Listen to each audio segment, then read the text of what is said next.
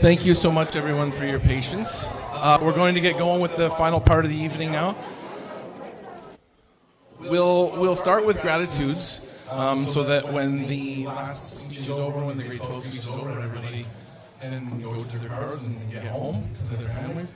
So I want to start by thanking all of the judges who came tonight, gave their time, and that they put value in this competition. It's something that's been going on here for years, and it really is a special thing. So thank you very much to all the judges, and especially venturing out during COVID and being here for this special event. So thank you, judges, for that.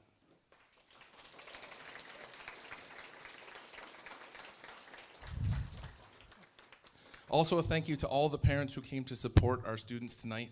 STM wouldn't have the special sauce, as Mr. Garland would say, that it has without this kind of support. So it's not a surprise that so many people came out en masse to support their kids. So thank you, parents, for coming and supporting our students.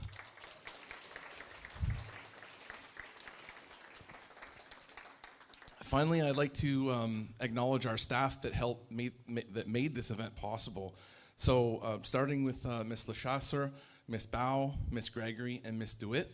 Also Mr. Brown and his crew for helping with the tech support for tonight. And a huge thank you to Ms. Rodriguez and to Ms. Frano, who couldn't be here tonight. She's ill, but I know she's watching from home. So thank you so much to our staff for making this happen.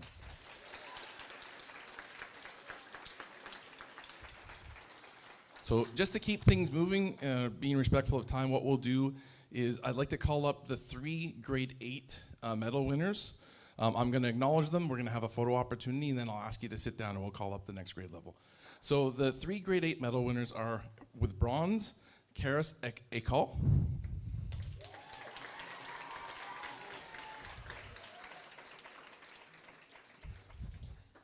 We'll get a photo op with all 3 of you. Silver, Ayush Paul.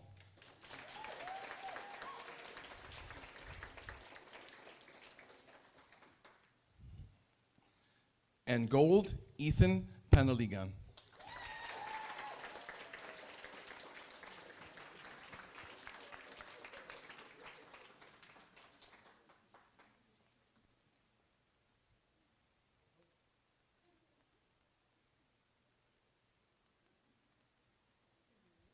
Thank you.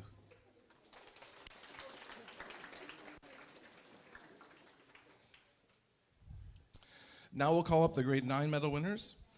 Bronze, Ethan Anagnastu.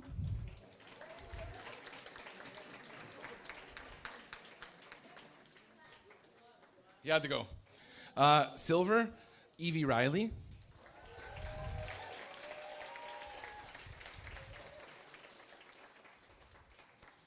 And gold, Eiley Lister.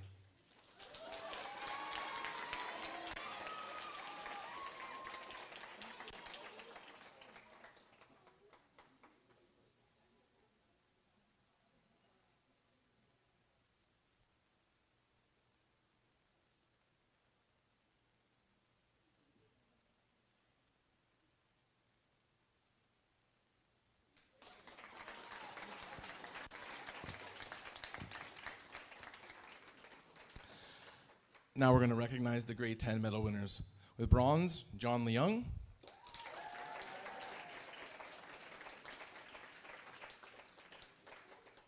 I saw him. Silver, Leah de Dios de los Santos.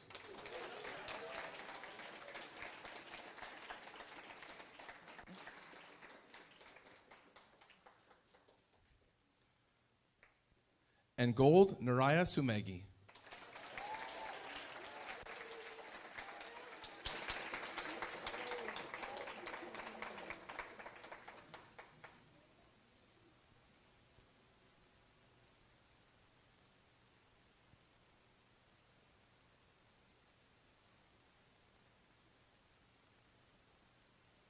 Thank you.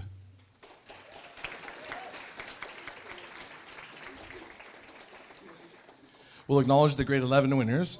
Bronze, Samaya Joshi.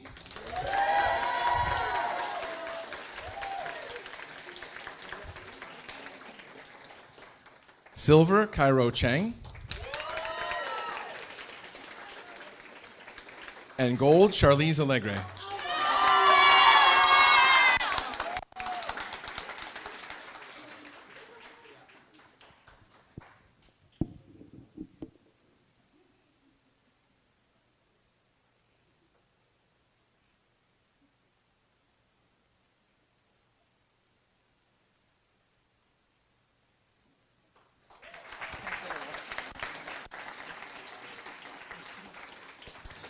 And finally, we'll recognize our grade 12 medal winners. The bronze, Roswin Tay.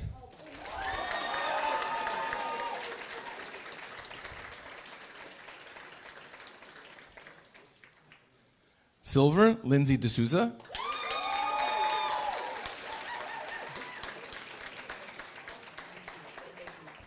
And gold, Cam DeWitt.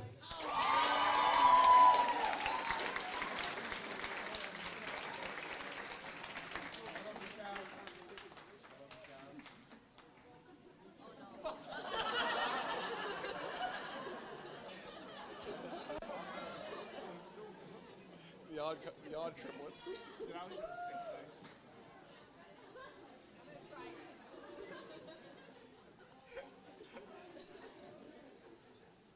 Cam. Hey, do one.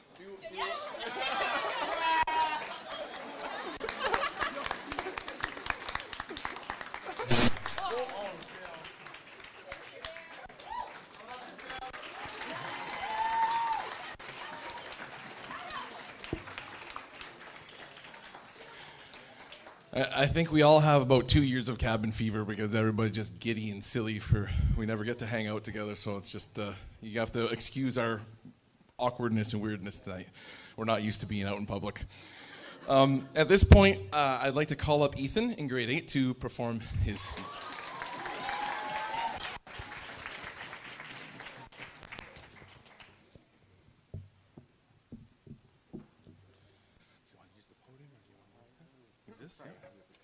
And this is adjustable too. So just move it. Okay, thank you.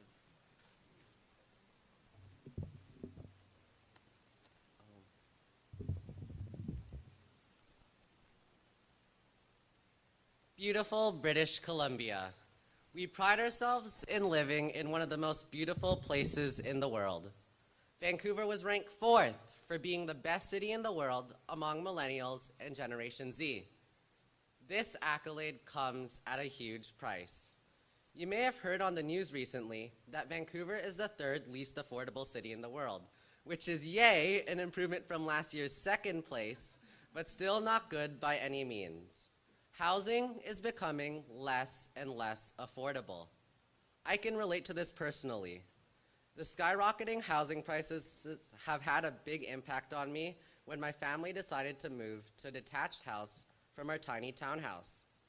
My parents wanted to find a house in Burnaby, but the housing prices drove us further and further away from the city.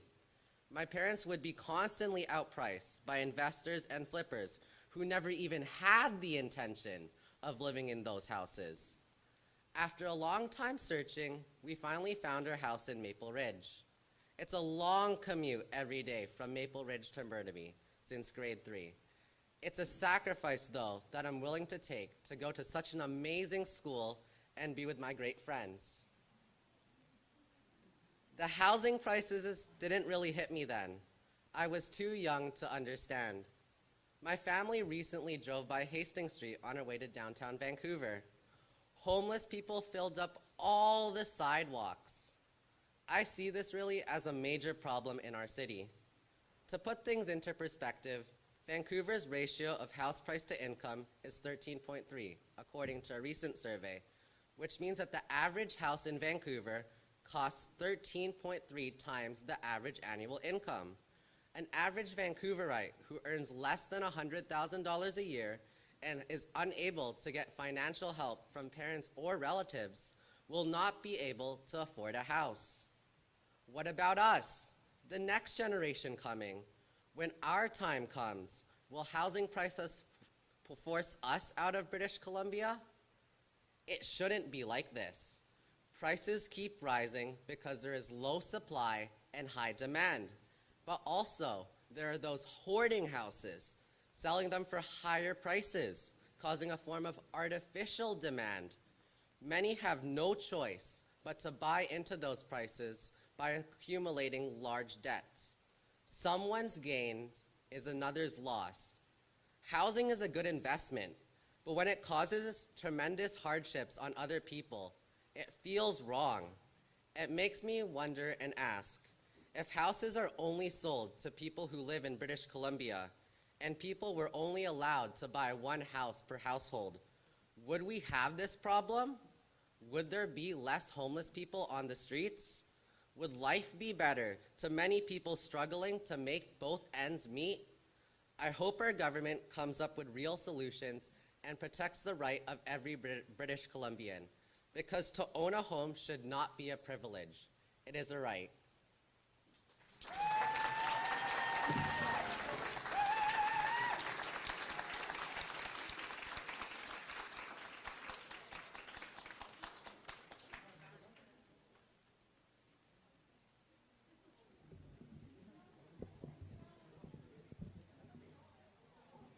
Thank you, Ethan.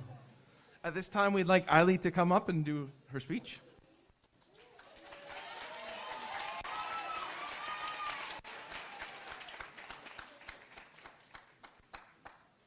just want to make sure I get the mic right for you. There you go. Okay, started drooping.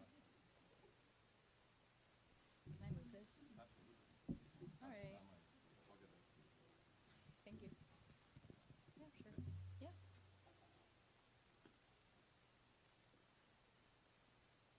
I'd like to start this speech off with a visualization exercise. So close your eyes. I mean, actually, close your eyes. Imagine a red apple. Where is this apple? Is it floating in space, in a white void? Is it on a table, on a tree? Does your apple have a stem and a leaf? Are there any bruises on your apple? Any imperfections? Now, imagine your apple changing color. And now, imagine what it would look like if you took a bite out of this apple. All right, you can open your eyes now. On a scale of 1 to 10, how vivid was this mental image?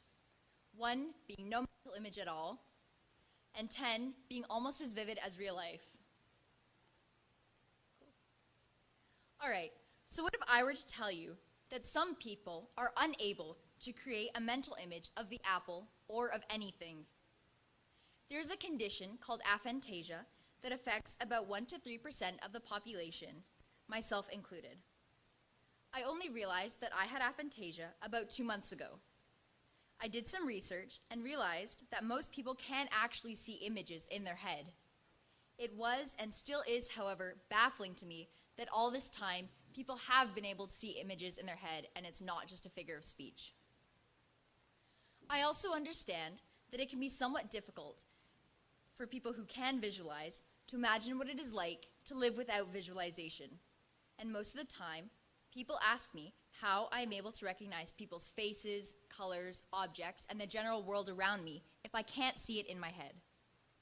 For a while, this really stumped me, until I realized that my mind recognizes images based on relationships, experiences, correlations, and contrasts with the object or visual in question.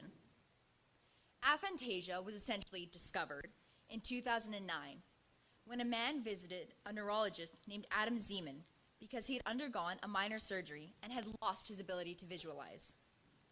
Dr. Zeman then proceeded to publish a paper on the newfound condition. In response to the paper, hundreds of other individuals came forward to say that they had never been able to visualize anything in their mind's eye. The publishing of this report became a unifying factor amongst the aphantasia community, because not only did it allow people with aphantasia to feel more heard, it also brought awareness to the condition and helped more people realize they were aphantasic. Several studies have been conducted on how patients with aphantasia versus without aphantasia's brains react to visualizing or trying to visualize an image.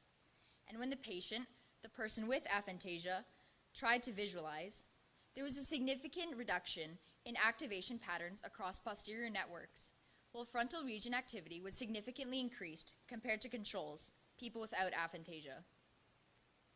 The researchers suggested that this indicates the patient relied on a different cognitive strategy during the imagery task. With regards to unusual brain patterns, people with aphantasia may also tend to use the anterior cingulate, which in this instance is used to identify errors or inconsistencies. With this information, we can prove why aphantasics can perform just the same on memory tests with regards to their non-aphantasic counterparts. There are many pros and cons to living with aphantasia. For instance, one of the positive things is that I am unable to relive any upsetting or traumatic events. And reading scary stories has no effect on me because I can't see it in my mind's eye. Some of the drawbacks, however, are that I can't recall the faces of loved ones after they have passed. I can also struggle with learning some subjects due to the fact that I am unable to visualize connections between two ideas or concepts. There are also some random quirks with aphantasia that make it difficult to understand and to study the condition. One of these quirks is that people affected with aphantasia are able to dream and can see their dream in vivid imagery, but once woken up, can only remember or list off facts about the dream and can't actually recall the image in their mind. To summarize, aphantasia is a newly discovered condition that prohibits people from voluntarily visualizing images in their mind's eye. The brain can also overcome this inability to create mental images by using additional parts of the brain. Finally, I would like you all to recall the visualization exercise that we did at the beginning of the speech. And keep in mind that not everyone experiences life the same way you do, and to not assume that the way you experience something is the right way or the correct way to experience it. Thank you for listening to my presentation.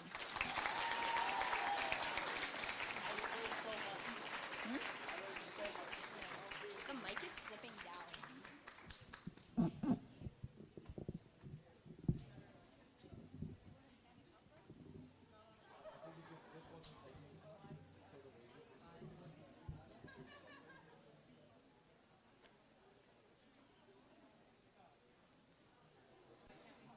Thank you. Well, now we'll ask Naraya to present.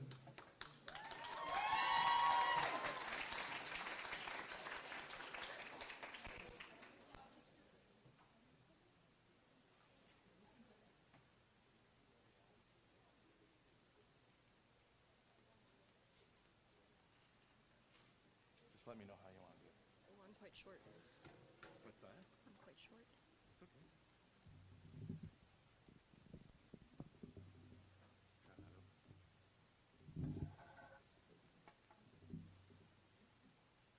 Yeah. Give it a whirl.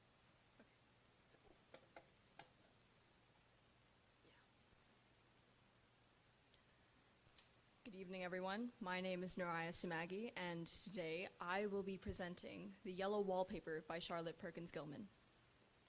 This is a short story based on Gilman's personal experience with postnatal depression, and it also discusses the poor treatment put into women's health and the taboo topic of mental health at the time.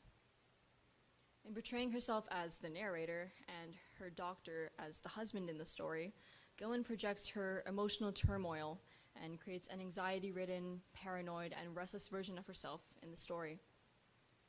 The wallpaper itself can be viewed as a metaphor because it is worn, it is broken, it's horribly outdated, much like societal standards against women. When Gilman's character acknowledges this and rejects it to stay true to herself, she is put under a rigid schedule, and it leads to more harm than good. I chose this story because, as someone who struggles with anxiety and mental illness in itself, I found the story to be quite, let's say, relatable to some extent.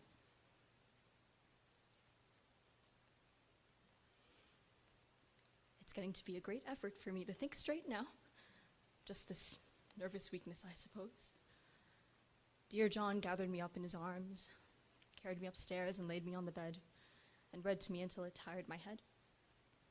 He said I was his darling, his comfort, and all that he had, and I must take care of myself for my own sake and for our child's sake. He says no one but myself can help me out of it, that I must use my will and self-control to control myself and not let any silly fancies run away with me. There are things on that wallpaper that nobody knows but me, or ever will. It's like a woman stooping down behind that pattern, and I don't like it one bit. It's so hard to talk with John about my case because he is so wise and he loves me so. But I tried it last night.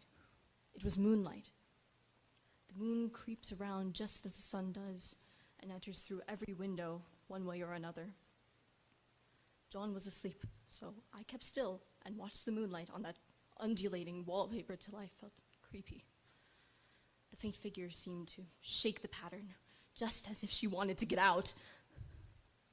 I got up softly and went to see if the wallpaper actually did move, but when I got back, John was already awake. What is it, darling? Don't go walking about like that. You'll catch a cold. John, please just get me out of here. Please. Why, darling, I cannot possibly leave you here just now. It's only 3 weeks before the repairs are done. I cannot possibly see how to leave before. Of course, if you were in any danger, I could and would. But you really are better, dear, whether you can see it or not. You are gaining more flesh and color, and your appetite is so much better. You really are better. I don't weigh a bit more, nor as much. My appetite may be better in the evening when you are here, but it is worse in the morning when you are away. Bless her little heart. She shall be as sick as she pleases. But now, let's improve the shining hours by going to bed and talking about it in the morning, yes? And you won't go away? Why? How can I, dear? It is only 3 weeks more, and then we will take a nice little trip while Jenny is getting the house ready.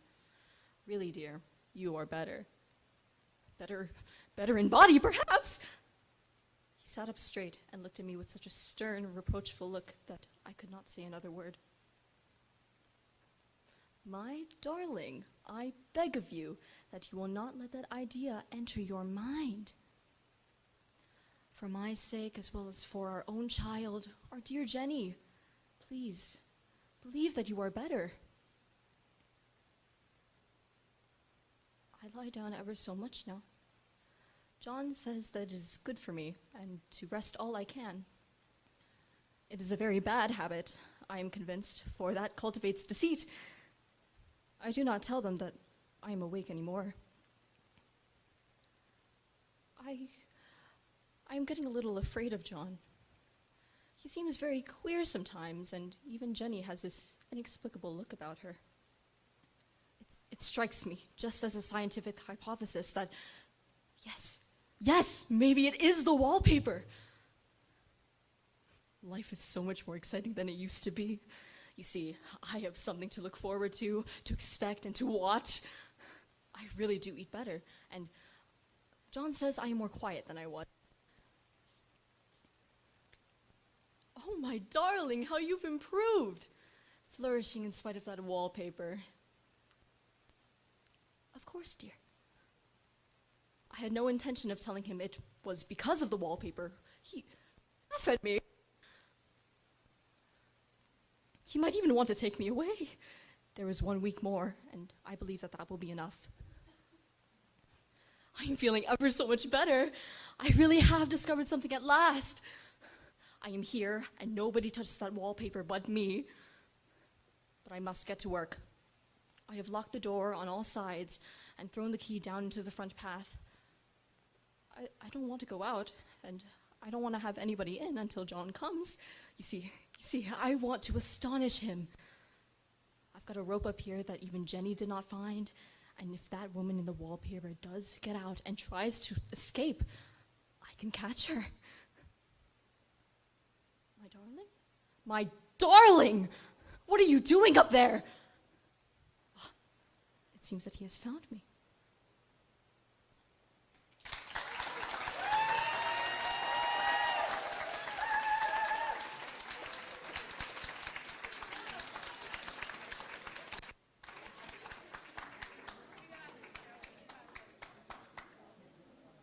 Thank you, Naraya. Thank you, Naraya. Now we're going to ask Charlize to come up and present.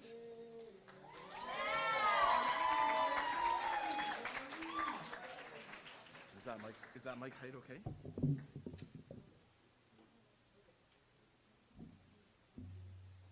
I just like move it here? Yeah, absolutely. Hi, I'm Charlize, and my poem is called The Necklace, and it is called The Necklace because the day I was born, my dad got me this exact necklace that I'm wearing here, and so my poem is in the perspective of this necklace, and so in other words, the necklace is talking to my dad in the poem, and my poem is about what it feels like to have an absent father in my life, and I chose to make it about that because having an absent father has had a huge impact on who I am today. So, yeah. September 5th, 2005, the day I was bought for your daughter, a father's gift for his little one. Little did she know calamity would soon be brought upon her. September 10th, 2005, the day she was born, the first time I was worn her name over her heart, building an everlasting bond. September 10th, 2005. The day everything fell apart. I was the last souvenir of a simpler time when your family was still in its prime, the last happy gift before you committed your crimes. Just look at how time flies. How the years have passed since you caused her demise. I was the symbol of your love. I was the keeper of her joy. I was the protector from the void. But since your crimes, I am the noose hanging around her neck. I am the one that reminds her of the wreck. I am the symbol of your betrayal. You created her out of trust, yet she is filled with disgust. Nothing she did could fix your lust. Because of you, her heart has turned to dust. Her love was as pure as a flourished flower until it was battered, beaten, bruised, abused by your betrayals. Absent like snow in the summer, she is your child. She is supposed to come first. You are supposed to choose her first. Every night she cries herself to sleep without answers to her questions. Was I not good enough for you to stay? Was my mother's love not worthy? Was my innocent face not enough? Am I not enough? When was your last praise for her achievements? You may think that showing your face once in a blue moon is enough, sending her money to supplement your lack of love. She just wants a father that truly cares, not one that falsifies his love. Nobody suspects that she's ever been shunned. Everyone thinks her life was full of freedom and fun, yet no one has walked a mile in her shoes. Because of you, she is the girl with daddy issues. But it's just daddy issues. It's daddy who couldn't be there for his family. It's daddy who made his daughter crave validation from other men. It's daddy who made his daughter miss out on every daddy-daughter dance. It's daddy that loves her, but was never there for her. Maybe you are the reason she cannot love herself now, or why every time people get too close, she starts running. You are the reason she cannot let love in, because every time she did with you, it hurt. All she wants is your love and acceptance. That's all she's ever wanted and always will. She just wants you to be proud of her, proud of the accomplishments, proud of the young lady she's become, proud to show her off. So go ahead. Call her needy, call her greedy, call her pathetic, say that she's crazy, but what you did is nothing to boast. Your child was broken by the one man who was supposed to love her the most. You are dialing a tone that will never connect. You are full of nothing but neglect. You chose not to fulfill your responsibilities. You made the bare minimum feel like chivalry. You were never there when she needed you most. You are nothing but a mere ghost. She will forever seek out the love you have taught her. She will always confuse anger with kindness, believing there's comfort in the toxicity you displayed. And she will never stop mistaking the manipulation, the violence, the rage for love. So don't you think for a second that how you loved her was love at all. And don't hate her more than you already do for falling for men who look just like you. She will forever seek out the love you have taught her. She can't forgive you for the pain you caused her. She can't forgive you for offering your seed to her mother only to leave. She can't forgive you for not understanding that every seed you plant needs to be cared for. She needed to be watered by your love, fertilized by your discipline, and cultivated with care. She can't forgive you for allowing her mother to play superwoman and superman when you were busy trying to find your identity. But look at me. Look at her now. There's a big difference between who she was and who she is now. And she will move on from you. And know that you aren't true, because while you were busy trying to find your identity, she discovered who she was meant to be. She became the hero of her own story. So did you finally remember me? Did you finally remember her? Or have you left us up in your memory? 2 blotched spots in the pages of your history.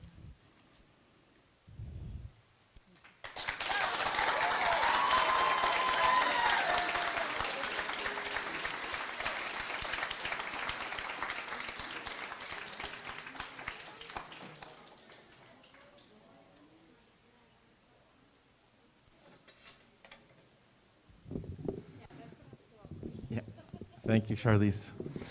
Before we ask Cam to come up and present, one final gratitude for the evening is to thank every single student tonight.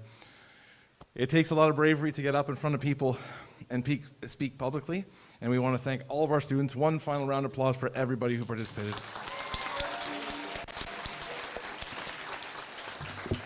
So taking us home now, we've got grade 12, Cam DeWitt.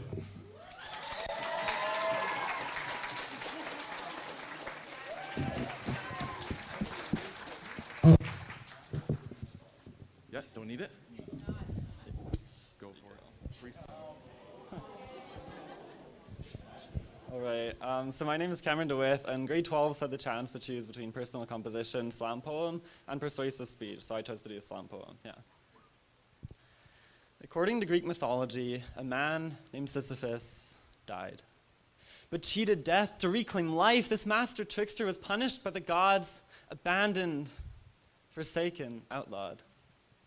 Sisyphus would spend the rest of his days rolling the same boulder up the same way, nearing the top of the mountain with strain, only to watch his boulder roll back down again. Up and down, up and down, up and down, are we not like Sisyphus? Our lives becoming lifeless as we live for trivial gains, straining into the promise of progress, our days fill with stress as we push ourselves beyond our limits. But we are not like Sisyphus. Sisyphus cheated death to reclaim life. We cheat life to claim our death. We become the dead. Our days a meaningless pursuit to seek after that which will produce happiness. But in seeking happiness, we lose it because the promise of progress blinds us from the enjoyment of the moment. We become discontent as we are held by the future, living in a reality of which we cannot be sure. It was Solomon who said, "The dead who had already died are happier than the living who are still alive, but better than both is the one who has never been born." For if our life becomes our work, and our work becomes our life, we lose the very meaning upon which we are defined. The happiness we chase becomes an unimportant race, because to achieve what we're looking for, we must stop and breathe. For it is only in the calm that we can be happy, living not out of stress, but able to digest the gift it is to be alive in the first place. Pressure erased as we leave ourselves head space to think about the pleasure of the moment. The world teaches us to define ourselves by our success. But there is no greater success than being happy with the life we live. For Sisyphus, his life became a daily death because he had to push his boulder alone, but we are not like Sisyphus. We are surrounded by people who push our boulders with us, who stand beside us so that the weight we carry through life does not, will not hold us back. While superficial success is a tempting test, we must continually reset our breath and remember. Remember our family who stood beside us in the moments where we didn't think we could pull through. Remember our friends with whom life feels easy, and remember our happiest moments, because even when our boulders are rolling to the bottoms of mountains, nobody can strip away the memories that tell us life can be good. According to Greek mythology, a man named Sisyphus died, but cheated death to reclaim life. This master trickster was punished by the gods, abandoned, forsaken, outlawed. Sisyphus would spend the rest of his days rolling the same boulder up the same way, nearing the top of the mountain with strain, only to watch my boulder roll back down again. Up and down, up and down, up and down.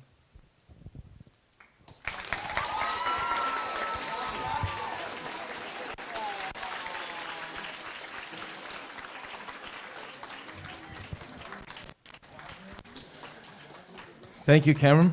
And thank you everyone for showing up tonight and coming to support everybody. Have a great evening. Drive safe.